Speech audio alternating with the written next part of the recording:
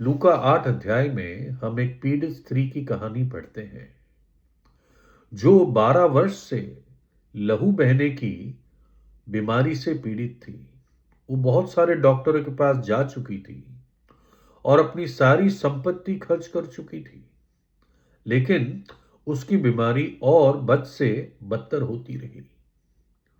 और उस समाज में व्यवस्था के अकॉर्डिंग ऐसी स्त्री जिसका लहू बह रहा हो, उसको अशुद्ध माना जाता था। लोग उसके संपर्क में नहीं आते थे। जैसे कोढ़ी को अशुद्ध माना जाता था, ऐसी स्त्री को भी जिसका लहू बह रहा हो उसको अशुद्ध माना जाता था। खैर, ये उस समय का समाज का व्यवस्था की एक बात थी। और जब ये स्त्री इतनी परेशान थी और शायद इसने कहीं ना कहीं सुना कि प्रभु यीशु हर समस्या का हल कर सकता है, तो उसके दिल में विश्वास था कि मैं सिर्फ प्रभु के इस वस्त्र के छोर को छू लूं, मैं ठीक हो जाऊंगी। इतना ही उसका विश्वास था। और इसलिए जब भीड़ जा रही थी प्रभु के साथ, इस स्त्री ने आकर प्रभु को स्पर्श किया और वो चंगी हो गई।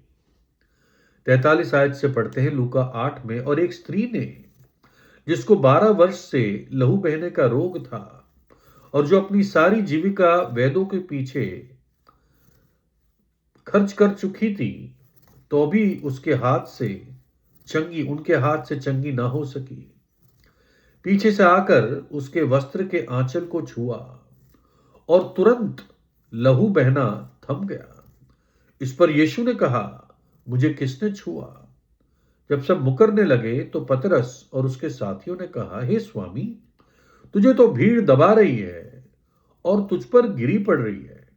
परंतु यीशु ने कहा, किसी ने मुझे छुआ है, क्योंकि मैंने जान लिया है कि मुझ में से सामर्थ निकली है।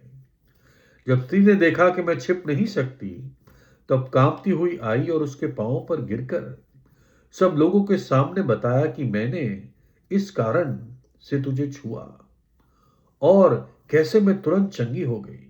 उसने उससे कहा, बेटी, तेरे विश्वास ने तुझे चंगा किया है, कुशल से चली जा।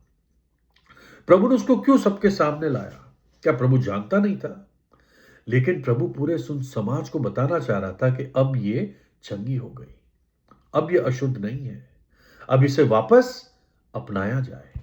प्रभु हमारी गवाही को ठीक करता है, हमें फिर से हमारे सिर को ऊंचा करता है।